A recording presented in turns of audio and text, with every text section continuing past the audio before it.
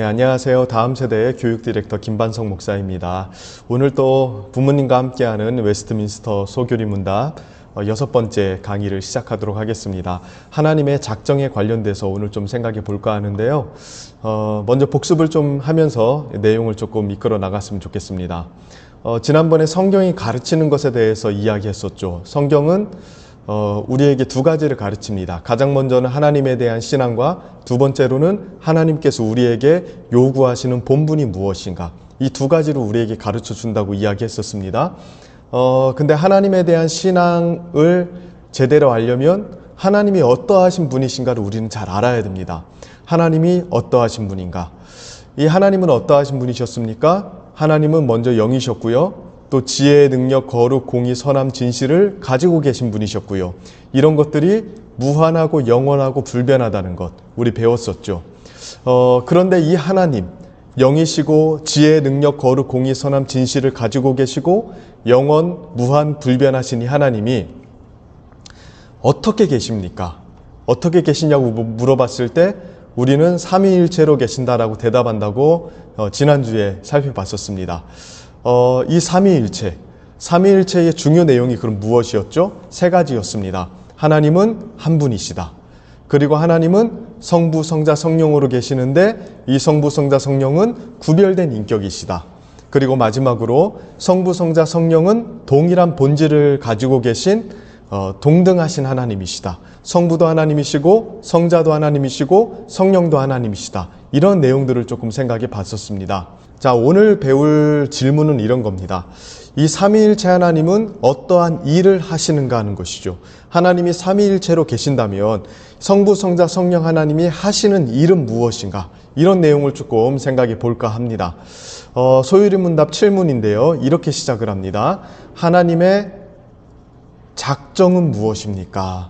그러니까 삼위일체 하나님이 어떤 일을 하시는가 라고 물어봤을 때 가장 먼저 등장하는 게 뭐냐면 하나님의 작정입니다. 답을 한번 읽어볼까요? 하나님의 작정은 그의 영원하신 목적으로 그의 뜻의 의논에 따른 것인데 자신의 영광을 위하여 모든 되어가는 일들을 정하신 것입니다. 쉽게 말하면 하나님께서 어떤 일을 행하실 때 가장 첫 번째 단추에 오는 게 뭐냐? 작정입니다. 하나님이 영원전에 앞으로 되어갈 모든 일들을 정하셨다는 것입니다. 이게 하나님의 작정이에요. 그래서 이 작정의 키워드들이 이런 것들입니다. 하나님의 영원한 목적. 그러니까 하나님께서 어떤 것들을 정하셨을 때 그냥 마구잡이로 산발적으로 막 정하신 게 아니라 어떤 영원한 목적을 가지고 모든 걸 계획하셨다는 것입니다. 그리고 그냥 마구잡이로 한 게 아니라 삼위 하나님의 의논에 따라서, 그러니까 성부, 성자, 성령 이 삼위일체 하나님께서 모든 일을 함께 계획하시고 이끌어 나가신다는 뜻입니다. 그리고 세 번째로 무엇을 위해서? 자신의 영광을 위해서. 첫 번째 키워드하고 일맥상통하는 내용이죠. 하나님의 영원한 목적이 사실은 하나님의 영광을 나타내는 겁니다. 그리고 이거는 우리 첫 번째 소유리 문답 시간에 배웠죠.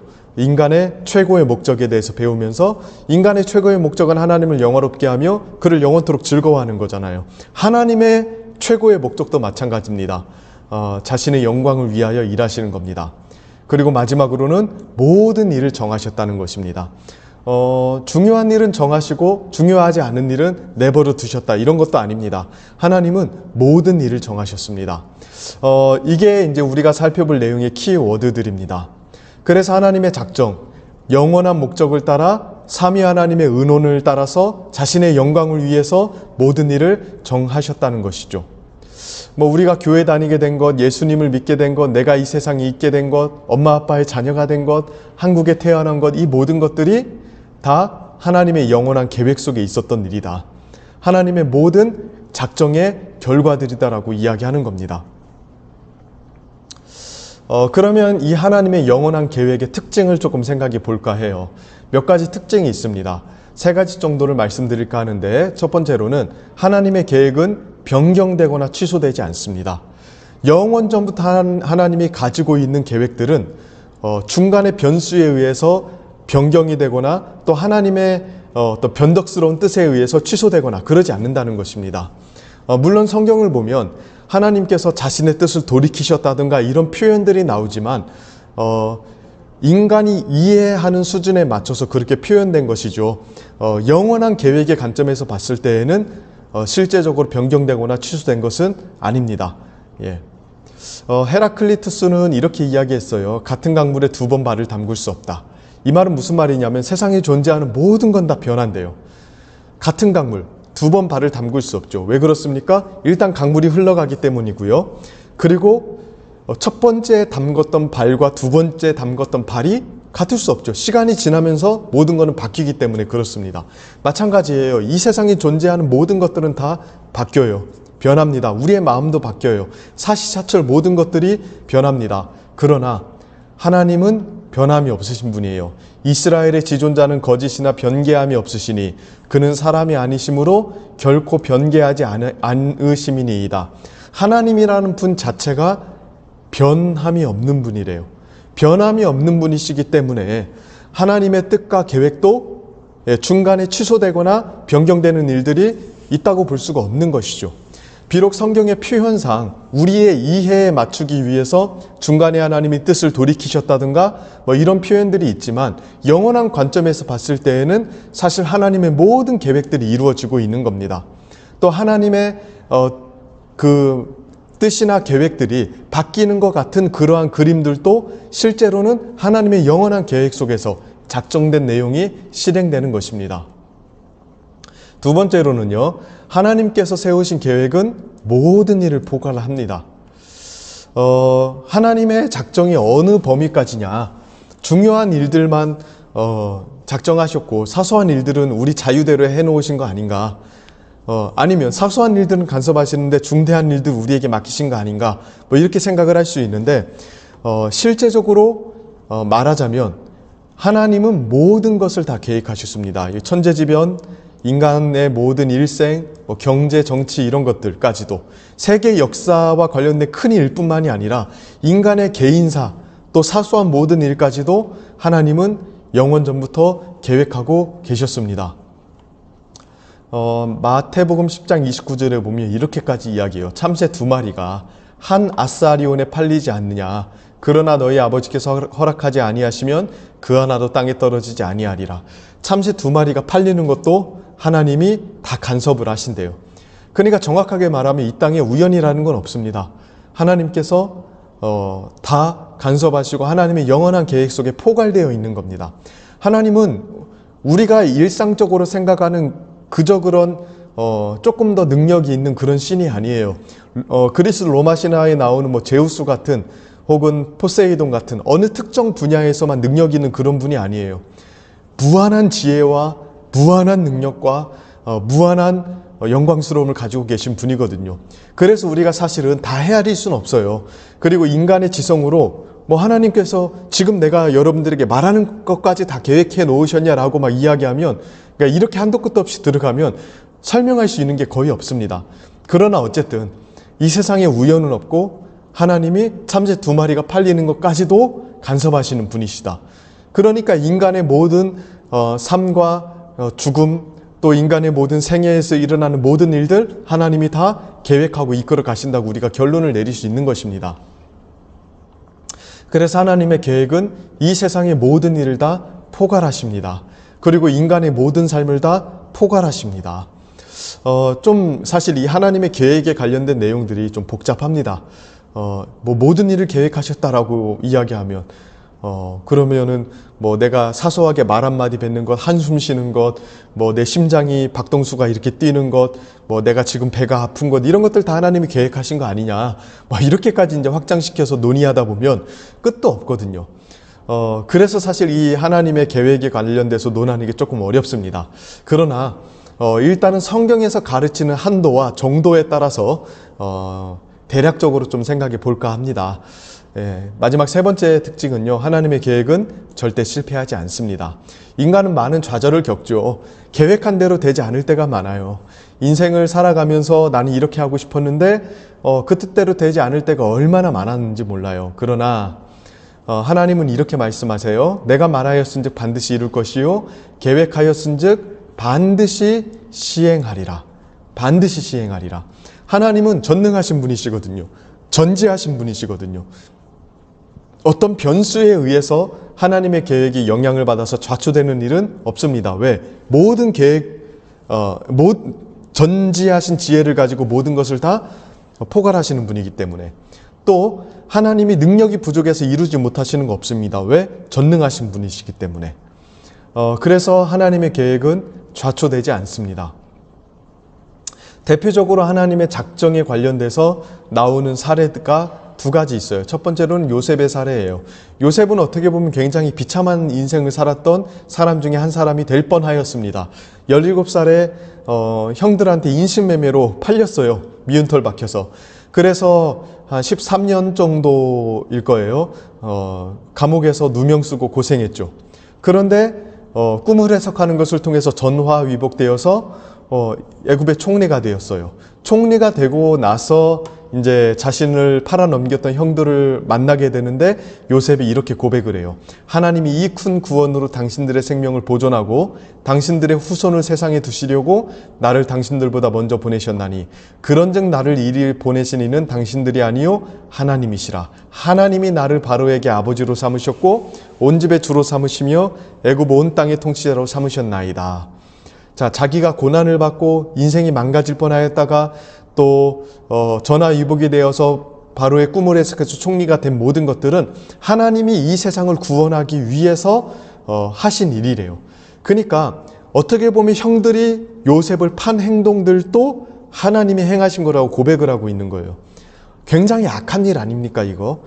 어떻게 동생을 인신매매 식으로 팔아버립니까? 그런데 이러한 악한 일들까지도 하나님이 구원을 위해서 사용하셨다고 요셉이 고백합니다. 그리고 이 섭리의 관점에서 형들을 용서하죠. 저는 이 섭리, 하나님의 작정에 관련된 내용들을 볼 때마다 참 감동을 받습니다. 하나님의 작정에 관련된 큰 시야가 열린 사람들은요, 악을 해소할 수 있고요. 또는 악한 자를 용서할 수도 있습니다. 왜? 모든 일이 하나님의 작정 속에서 계획되었고 실행됨으로 선을 이룬다는 사실을 알거든요. 근데 하나님이 없는 사람들은요, 세상에 악한 일들이 있거나 자신에게 안 좋은 일이 닥치면 그냥 무언의 폭력을 당하는 거죠. 이유가 없는 얻어맞음이에요. 근데 요셉처럼 하나님이 이 모든 것을 계획하시고 작정하시고 실행하셔서 선을 이루셨다고 고백하는 사람들은 이 세상에 일어나는 악에 대해서 절망하지 않습니다. 악한 사람들 때문에 인생이 망가지는 게 아니라 그들을 통해서 역사하시는 하나님을 봄으로써 굳건히 일어서고 그들을 용서한다고요. 여러분들에게 그런 은혜가, 또 우리 아이들이 이런 관점에서 자신의 인생을 설계할 수 있기를 바랍니다. 두 번째 대표적인 사례는 예수님의 십자가예요. 예수님께서 십자가에 죽으셨을 때 많은 사람들이 이렇게 이야기했어요. 헛된 죽음이다, 실패한 죽음이다, 자기 죄 때문에 죽은 거 아닌가, 패배했다, 희망이 사라졌다, 그는 거짓말쟁이다. 이러한 수많은 잘못된 해석들이 있었습니다. 그런데 성경은 예수 그리스도의 십자가의 죽음에 대해서 뭐라고 이야기합니까? 하나님께서 정하신 뜻과 미리 아신 대로 내준 바 되었대요. 어떻게 보면은 이 세상 통틀어서 가장 의로우신 이가 죽은 거잖아요. 근데 이러한 비참한 사건이 하나님의 정하신 뜻, 작정이죠. 정하신 뜻과 미리 아신 대로 계획된 것 뿐이래요. 또 여기 보십시오. 좀 흥미롭습니다. 헤롯과 본디오 빌라도는 이방인과 이스라엘 백성과 합세하여 하나님께서 기름 부으신 거룩한 종 예수를 거슬러. 여기까지는 인간의 악함을 기술한 거죠. 헤롯과 본디오 빌라도는 예수님을 거슬러서, 하나님을 거슬러서 예수님을 죽게 만들었어요. 그런데 이 악한 행동을 뭐라고 해석을 해요? 하나님의 권능과 뜻대로 이룬 것 뿐이래요. 그래서 예정하신, 미리 정하신 것을 행한 것 뿐이라고 이야기합니다. 그러니까 예수 그리스도의 십자가 어떻게 보면 최악의 사건이거든요. 최악의 사건, 죄 없으신 이를 가장 비참하게 죽인 인간 사이에 있어서 가장 악한 사건이거든요. 그런데 이것 자체로 보면 악한 일이지만 그것도 결국에는 예정하신 것을 이루시는 것이었다고 이야기하는 겁니다. 그럼 여기서 수많은 질문들이 생기기 시작합니다. 사실 이 작정과 관련된, 예정과 관련된 이 질문들은 풀어내기가 너무 어려워요. 그래서 솔직하게 말씀드리면 다 설명할 수 없음을 전제하고 이야기해 드리는 겁니다. 이런 거 있잖아요. 왜 하나님은 아담과 하와가 선악과를 먹도록 내버려 두셨나요? 이거 선악과 먹음을 통해서 우리 인간의 삶에 죄가 들어오고 세상이 망가졌잖아요. 이거 하나님 미리 작정하신 거 아니냐, 이렇게 말하는 사람도 있고요. 이 세상에 있는 악도 하나님이 작정하신 건가요? 아까 말씀드린 것처럼 뭐 형들이 요셉을 팔아넘긴 것, 그리고 본디오 빌라도와 헤롯이 예수님을 죽인 것, 이거 다 하나님이 작정하신 거 아니냐. 그러면 이렇게 또 질문하는 거예요. 악도 하나님이 작정하신 것이라면 악을 저지르는 것은 하나님의 뜻을 이루는 거 아닌가? 실제로 그렇게 생각할 수도 있잖아요. 하나님께서 예를 들어서 요셉을 통해서 구원을 하시려고 했어요. 그 구원의 계획을 실행하는데 형들이 요셉을 팔아넘김으로 그 계획이 실현되는데 일조한 거 아닙니까? 그럼 어떻게 보면 형들은 요셉을 팔아넘김으로써 하나님의 뜻을 이룬 게 되잖아요. 그러니까 악을 만약에 하나님이 활용한다면 악을 행하는 것도 역시 하나님의 뜻을 이루는 거 아닌가, 뭐 이렇게 생각할 수도 있다, 이거예요. 그리고 마지막, 하나님이 다 작정하셨다면 우리 아무것도 안 해도 되지 않냐? 하나님이 어차피 전능하신 능력으로 실패하지 않고 모든 걸 다 이루시는 분이라면 우리가 뭐 할 필요 없지 않냐? 이런 거 있잖아요. 아까 뭐 사소한 것까지 주님이 다 결정하셨다면 굳이 우리가 노력하지 않아도 되는 거 아닌가? 우리 인생 하나님께서 영원 전부터 계획하셨다면 굳이 인생을 잘 살려고, 시험을 잘 보려고, 좋은 대학에 가려고 노력할 필요가 있는가? 어차피 하나님의 뜻이 이루어질 건데, 이렇게 이야기할 수 있다, 이겁니다. 굉장히 어려운 질문들이죠. 그런데 제가 이 질문들에 일일이 다 답하기보다도 이 질문들에 혼재되어 있는 잘못된 개념들을 조금 구분함으로써 조금 실마리만 조금 제공하는 정도로 강의를 좀 진행하려고 합니다. 어쨌든 이 모든 것들에 대한 신비는 우리가 완벽하게 이해할 수 없는 건 사실입니다. 그러나 우리가 이런 질문들을 던질 때 또 나름대로 이런 것들을 막 찾아가면서 생각을 전진시켜 나갈 때 혼돈하지 않도록 하기 위해서 개념 정리 정도를 좀 해드리려고 합니다. 먼저 두 가지 개념 정리만 좀 잘하면 많이 혼란스럽지 않을 거라고 생각합니다. 첫 번째로는 목적과 수단과의 관계에 대한 내용이고요. 두 번째로는 자유의지에 관련된 내용이에요. 자, 첫 번째로 목적과 수단에 관련된 내용인데, 자, 일반적으로 우리가 뭔가 뜻을 품었을 때에는 그 뜻을 이룰 수 있는 수단을 활용해서 목적에 이르릅니다. 그렇죠?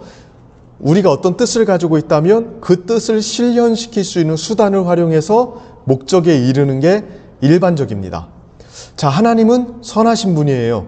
그리고 하나님은 선한 목적을 이루시는 분이시겠죠.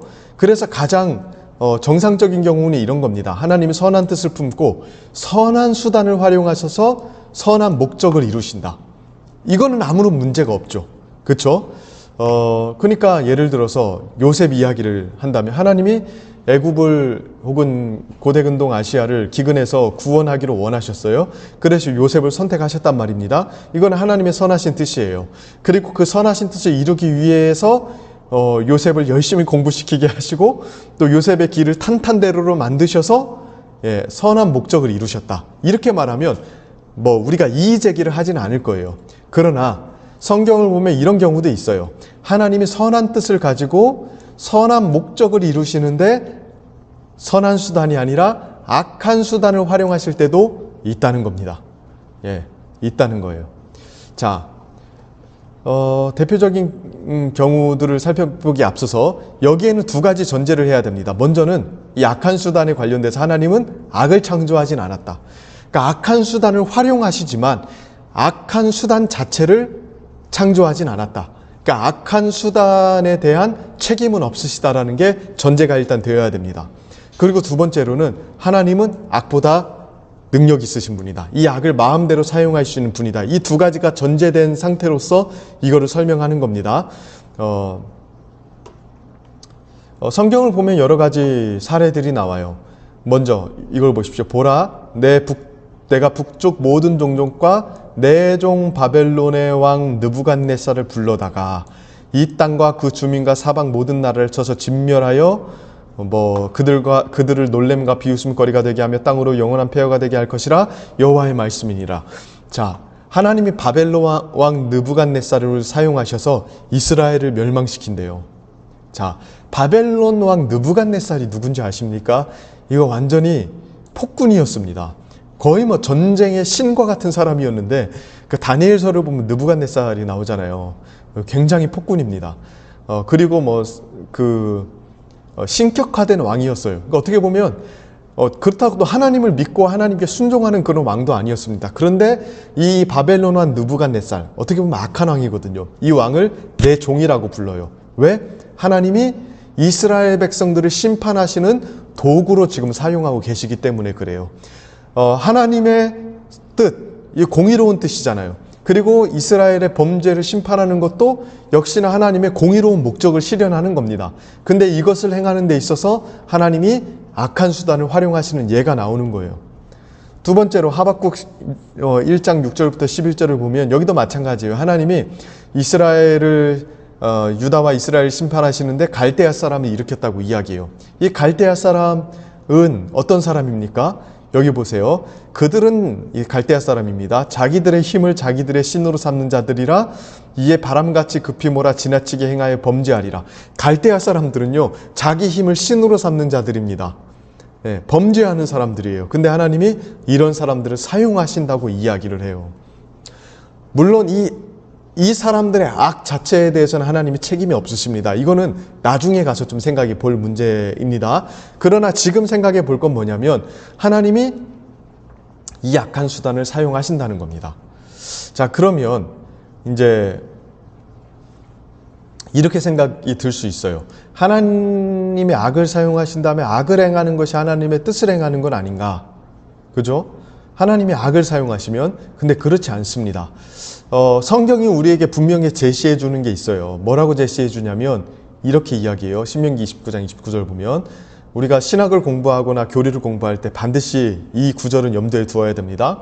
감추어진 일은 우리 하나님 여호와께 속하였거니와 나타난 일은 영원히 우리와 우리 자손에게 속하였나니 이는 우리에게 이 율법의 모든 말씀을 행하게 하심이라.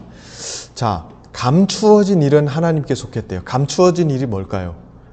뭐 여러 가지가 있을 수 있겠습니다만 우리의 지성과 논리로 헤아릴 수 없고 측량할 수 없는 하나님께 속한 비밀스러운 일들이죠.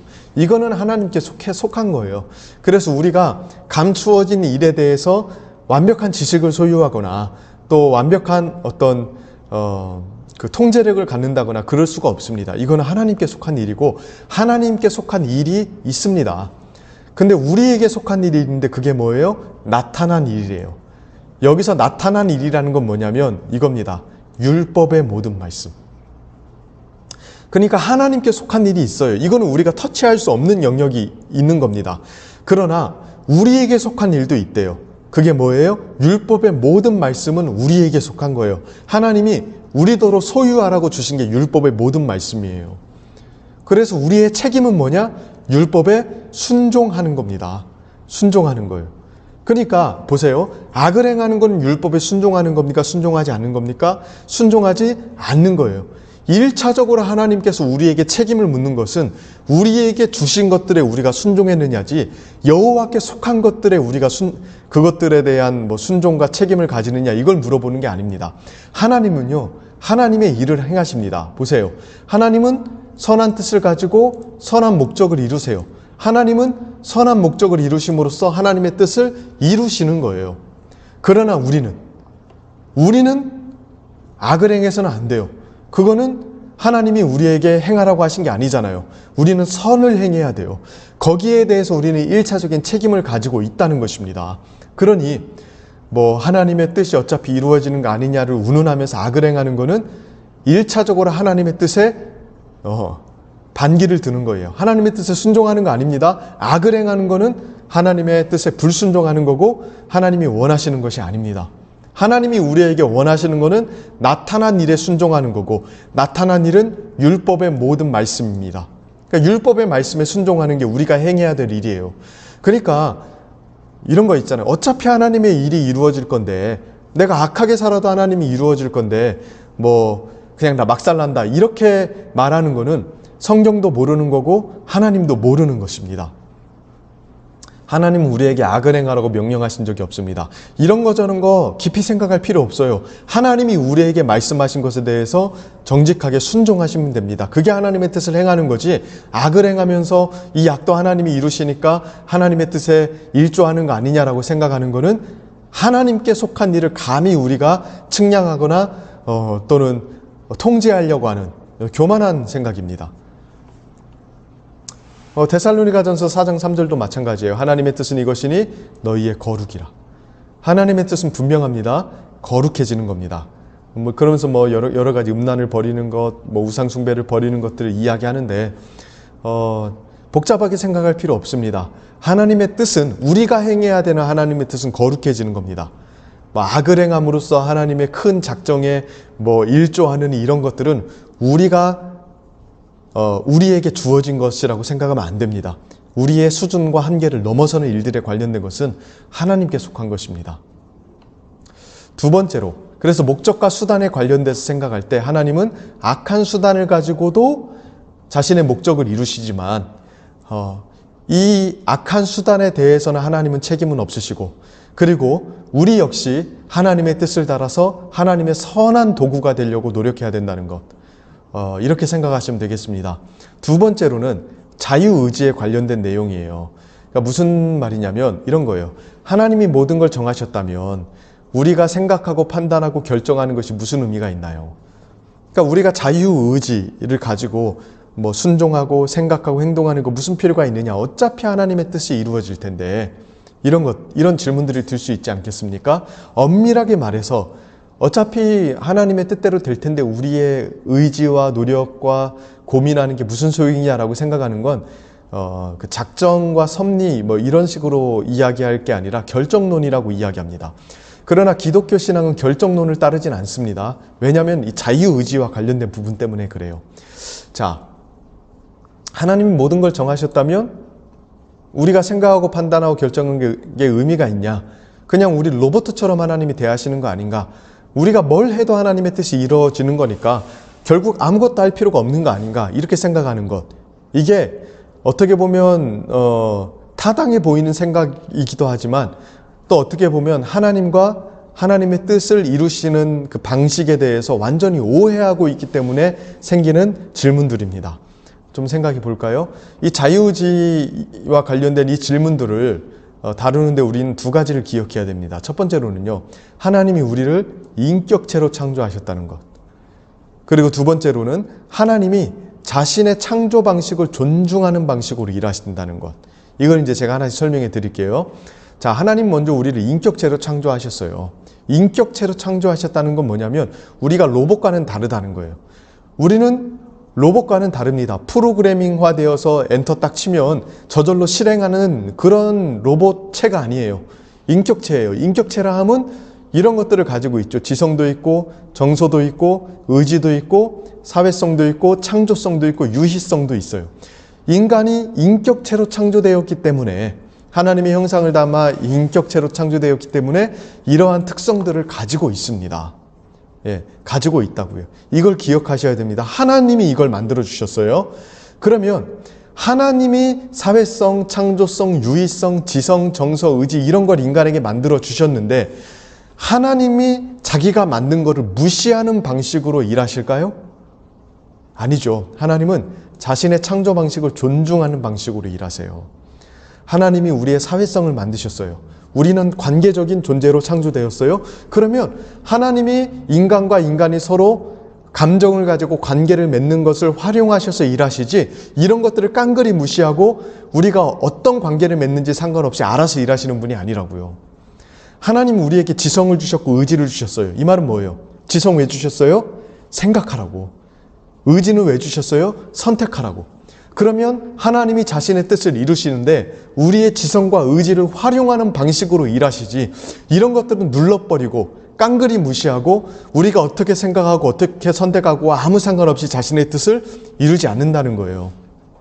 우리의 지성 하나님이 주신 겁니다. 우리의 의지도 하나님이 주신 겁니다. 그렇기 때문에 하나님은 우리의 지성과 의지를 사용하셔서 하나님의 뜻을 이루신다고요. 그래서 하나님은 이 모든 것들을 관통하는 방식으로 하나님의 뜻이 이루어지는 거예요. 그러니까 여러분 한번 생각해 보세요. 예를 들어서 하나님께서 그 공부 잘하는 게 하나님의 뜻이라고 해봅시다. 그러면 하나님이 내가 공부가 잘하게 하기 위해서 어떻게 행하실까요? 그냥 공부 안 하고 펑펑 놀게 하시고 답 쓸 때 저절로 뭐 답안지가 눈에 샥 보이게 하실까요? 그러지 않아요. 지성과 의지, 창조성, 사회성 이런 것들을 활용하셔서 우리가 공부를 잘할 수 있게끔 만드시는 거죠. 쉽게 말하면 공부하게 만드시는 겁니다. 예. 그러니까 하나님은 하나님의 뜻을 이루시는데 이런 것들을 무시하지 않으신다고요. 예. 예를 들어서 하나님이 내가 교수가 되게 하는 게 하나님의 영원한 작정이었다고 한번 생각해 봅시다. 뭐 이거는 뭐 그냥 예화로 적절한 예인지 모르겠지만 그러면 하나님이 내가 탱자탱자 놀고 아무렇게나 사는데 저절로 교수가 딱 되도록 하실까요? 아니에요. 그 사람의 지성과 의지와 정서와 사회성, 창조성, 유의성 이 인격체로서 가지는 특징들을 10분 활용하게 하셔서 교수가 되게끔 이끌어 가시는 거죠. 거기에는 우리의 지성, 정서, 의지 이런 것들이 충분히 발휘가 되는 겁니다. 그러니까 우리의 자유로운 생각과 결정과 의지 이런 것들과 아무런 상관없이 하나님이 자기의 작정을 이룬다고 생각하면 안 돼요. 근데 우리가 이 하나님의 작정에 대해서 배울 때 하나님이 모든 걸 다 작정하셨으니까 나는 자유가 없네. 모든 게 결정되었으니까 내가 선택하고 이런 것들은 아무 소용이 없네 라고 생각하는 이유 중에 하나는 우리가 개념을 혼동해서 그렇습니다. 일반적으로 우리는 작정과 자유를 대비되는 개념으로 생각을 해요. 그러나 진짜로 그럴까요? 여러분 자유의 반대말은 뭡니까? 자유의 반대말이 미리 정하심입니까? 아니에요. 자유의 반대말은 강요입니다. 근데 하나님이 어떤 일을 이루실 때 우리에게 강요하시나요? 제가 믿는 하나님은 그런 분이 아니세요. 그렇죠? 하나님은 우리에게 억지로 강요하시는 분이 아니라 우리의 지성과 감성과 의지를 설득하시는 분이세요. 우리의 사회성과 창조성을 활용하셔서 역사하시는 분이시지 강요하시는 분이 아니라고요. 그럼 작정의 반대말은 뭘까요? 작정의 반대말은 자유가 아니라 우연이에요. 미리 정하신 거의 반대말은 우연히 일어나는 거잖아요. 그래서 결론적으로 보자면 자유와 작정이라는 이 두 개념은 논리적으로는 공존 가능한 개념이라고 저는 생각을 해요. 예. 하나님이 모든 걸 작정하셨기 때문에 우리의 자유가 없다, 결정하는 게 불필요하다, 노력하는 게 아무 소용이 없다 이렇게 생각하는 거는 개념을 혼동하시는 것입니다. 그래서 하나님이 이 모든 것들을 활용하셔서 역사하시기 때문에 우리 역시도 이 모든 것들을 10분 활용해서 행해야 됩니다. 행해야 돼요. 하나님의 뜻이 그래서 일반적으로 어떻게 이루어지냐. 우리가 가만히 앉아있으면 하나님이 작정하신 대로 알아서 우리를 뭐가 되게 하시느냐. 그게 아니에요. 이 모든 것들을 우리는 10분 활용해서 하나님의 뜻을 이루려고 해야 됩니다. 그래서 누가복음 10장 27절을 보세요. 대답하여 이르되 내 마음을 다하며 목숨을 다하며 힘을 다하고 뜻을 다하여 주 너의 하나님을 사랑하고 또한 내 이웃을 내 자신과 같이 사랑하라. 마음도 다하고 목숨도 다하고 힘을 다하고 뜻을 다 해야 된대요. 하나님이 우리에게 주신 모든 것들을 10분 활용해서 하나님의 뜻을 이루어 드리는 게 우리가 해야 되는 일이에요. 그러니까 어차피 하나님의 뜻이 이루어질 거니까 아무것도 할 게 없네라고 생각하는 건 하나님도 제대로 모르는 거고 인간에 대해서도 제대로 모르는 거고 하나님이 우리를 사용하신 방식에 대해서도 오해하고 있는 것입니다. 그래서 기독교 신앙은 결정론이 아닙니다. 작정은 결정론하고 다릅니다. 그래서 마무리로 한번 읽어보고 마칠까요? 하나님의 작정은 무엇입니까? 그의 작정은 그의 영원하신 목적으로 그의 뜻의 의논에 따른 것인데 자신의 영광을 위하여 모든 되어가는 일들을 정하신 것입니다. 이것입니다. 자, 오늘 여기까지 살펴봤습니다. 하나님의 작정까지. 다소 쉬운 개념은 아니고요. 조금 복잡하고 어려운 개념이었을 거라고 생각을 합니다. 그런데 사실은 우리가 오해하고 있는 부분이 굉장히 많은 부분이고, 이런 부분들 때문에 신앙의 회의감에 빠지는 사람들도 많고 나태함에 빠지는 사람들도 많아요. 그리고 자신의 나태함을 정당화하는 사람들도 많아요. 뭐 이런 거 있잖아. 하나님이 어차피 때가 되면 은혜를 주실 거니까 나는 뭐 은혜 받기 위해서 노력하지 않아도 된다. 하나님이 다 작정해 놓으셨으니까 이렇게 세워 주실 거야. 예, 어떻게 보면 맞는 말인데 그런 식으로 책임 회피를 하는 것, 하나님의 작정 뒤에 숨어서 자신의 나태함과 죄악됨을 두둔하는 것은 완전히 잘못된 것입니다. 하나님의 작정은 영원전의 모든 일을 정하신 것이라는 것, 우연은 없고 하나님의 능력과 뜻대로 영광스러운 방향을 향해 나아가는 것이라는 것, 이 정도를 말하기 위한 것이지, 이거를 잘못 적용해서 자신의 나태함과 악함을 두둔하는 데 활용하라고 주신 교리는 아닙니다.